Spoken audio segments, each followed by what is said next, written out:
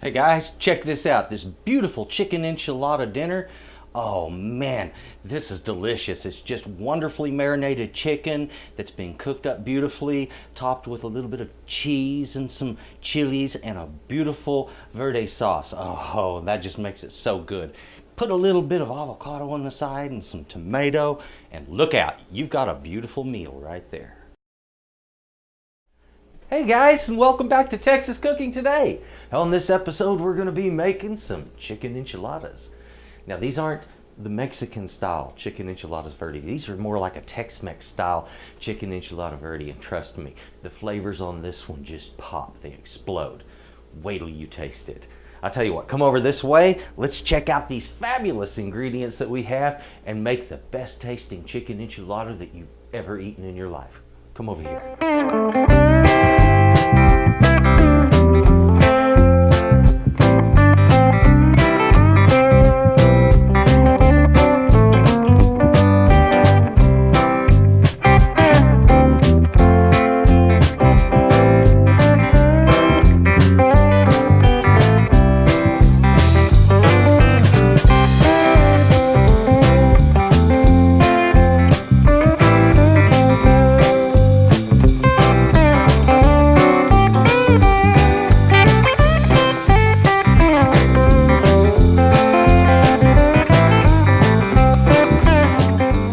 Guys, let's go over our fantastic ingredients.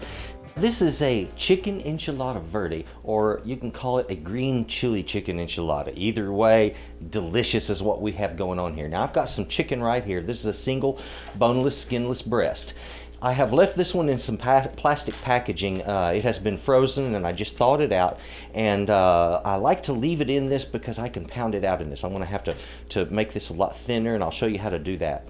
If yours is already out of a package, we're going to be using a Ziploc bag to pound yours, okay? Other ingredients that we have here, the marinade for the meat. This is important. We're going to need some lime juice, some salt. This is Tabasco, Chipotle Tabasco brand sauce. Now, I normally don't ever tout brands, but honest to God, that is the best Chipotle sauce I've ever tasted. Got some cumin, paprika, and cayenne, and I'm going to use all of that to marinate this. And if you're thinking, oh my God, that meat is going to be scorching hot, I can't do this, trust me, this isn't seasoning it, folks. We're marinating it, okay? I'm not trying to make the meat hot. I'm trying to give it flavor, and that's what it's going to do. There'll be a slight amount of heat after it's cooked, but it'll be very, very minor.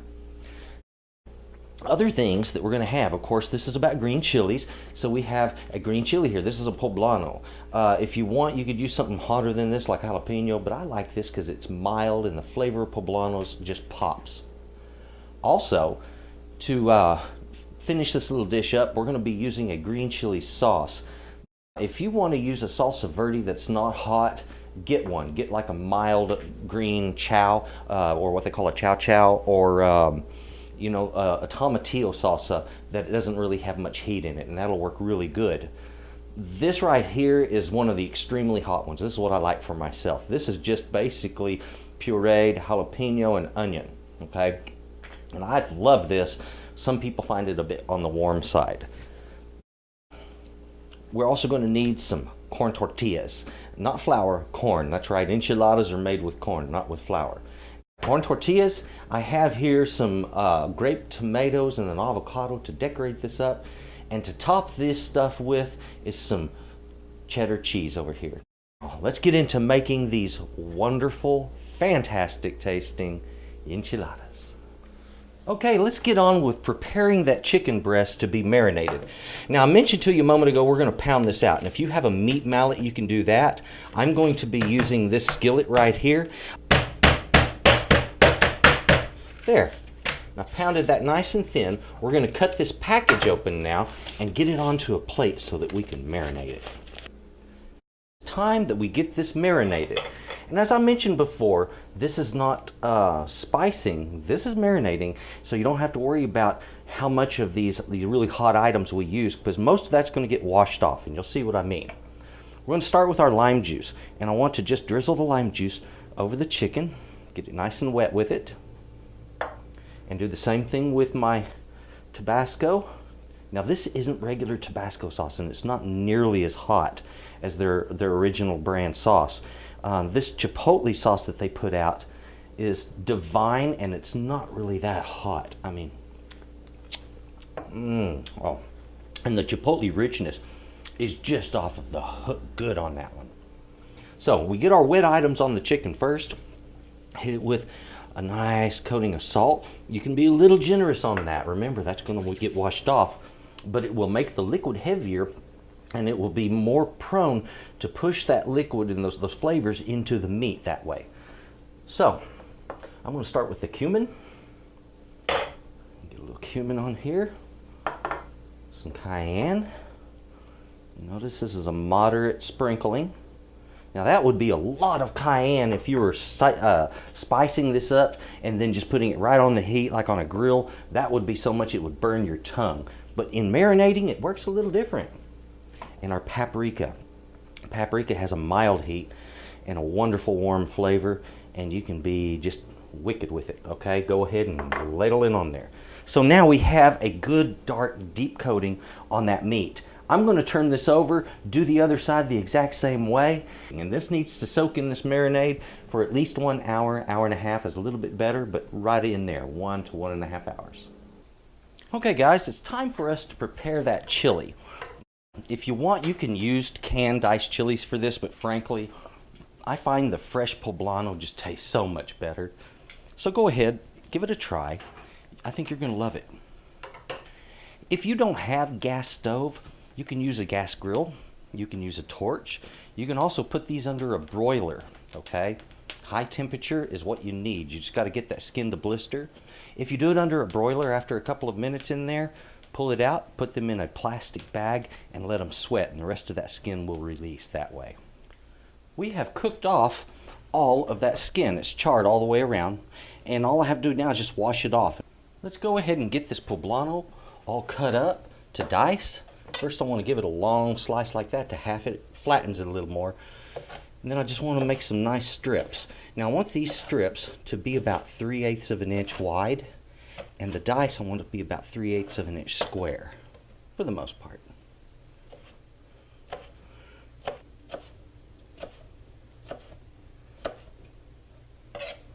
And there we have it. Beautiful diced poblano, all ready to go. Let's go ahead and prepare our avocado for this dish.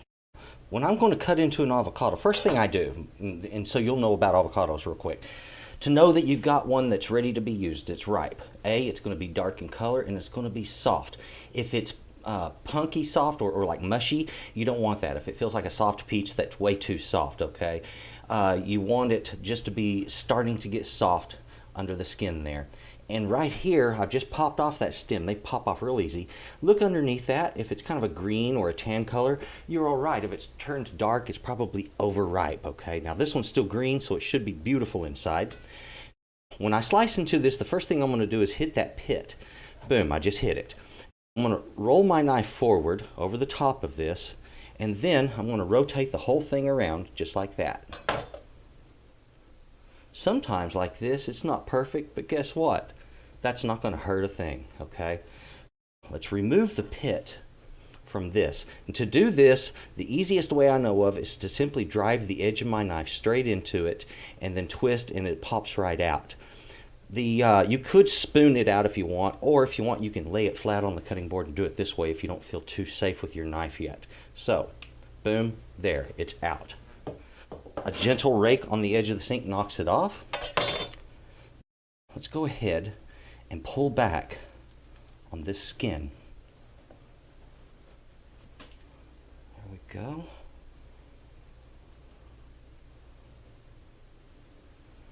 We have our avocado ready to be sliced and prepared. Wasn't that exquisitely easy?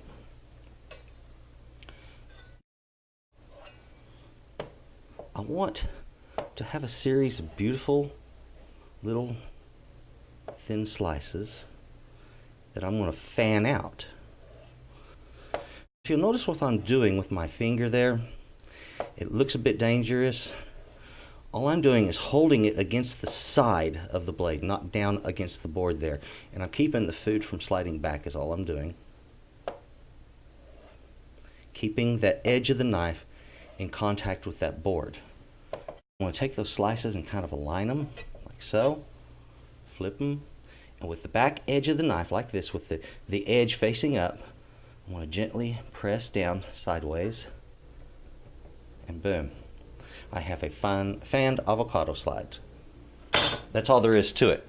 We have our avocado ready to go on the plate. I have a pan heating, and I want to heat this over a medium to medium high heat. And as soon as my pan gets good and hot, I want to hit it with a little oil, and I want to take my meat here and I'm going to put it right down in there. One thing I mentioned to you before, that this wasn't seasoning, it's marinating. So let me push some of that heavy seasoning to the side. Nice little bit of wine. I'm going to hit that with a little cooking oil. I like to use peanut oil. Use whatever you'd prefer. Get the meat in there. A little bit more salt on the back side of it. Not much. Now all I have to do is cook it up, and that's going to be over medium to medium high heat, about 4 minutes per side. Our second 4 minutes is up. It's finished cooking. I'm going to pull it out of this pan. Very simple. I'm just going to make some cross cuts both ways to dice it out. And you don't have to be like real pretty about this, okay? Right back into that pan. Roll it in that pan a little bit. Yummy.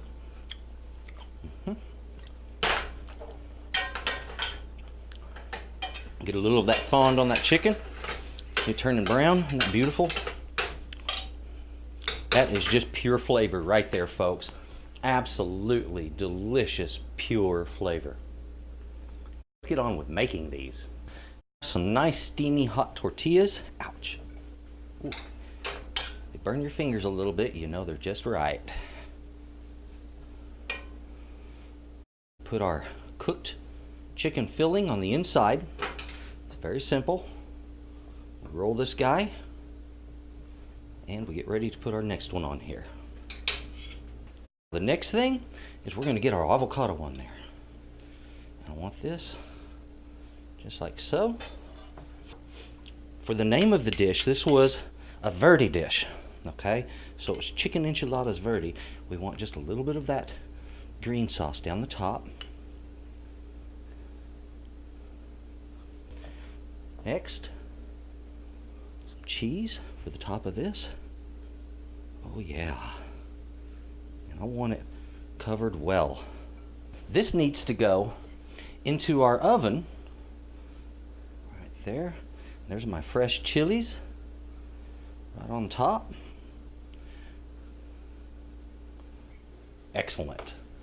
All I have to worry about is simply melting that cheese off. So let's get it under a broiler and do just that. I'm going to want a couple of little grape tomatoes to decorate off the top of those avocado. And so let me fish out a couple of good sized ones here. That one's kind of small. What I want to do, very gently slice these. This little gem has just come out of the oven. So now all I need to do is just finish him off with my little tomatoes. Well, hey, that's not that hard, is it? Check this out, guys. Absolutely beautiful chicken enchiladas. Oh, it doesn't get much better than this. Delicious. One thing that has to be done, though. Right here, right now.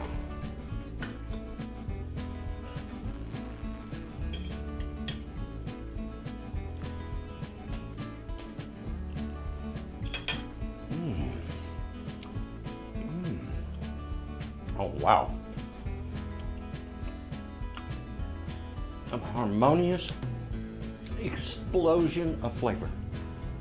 I can taste the poblano, the jalapeno, the chipotle, the cayenne, the paprika. I got 5 chili flavors just exploding in my mouth. It's delicious. I'll tell you what, wait till you try yours. You're gonna be blown away with it. Enjoy these. This is a fantastic dish. I would like to say thank you very much for watching the show. To my subscribers, an extra special thank you to you guys. Cheers. If you haven't subscribed, well, gosh, please do. Great recipes coming out all the time, and hey, it only gets better with each episode. So thank you for watching, and you folks have a good day. Hey guys, thank you for watching Texas Cooking Today. Do appreciate it.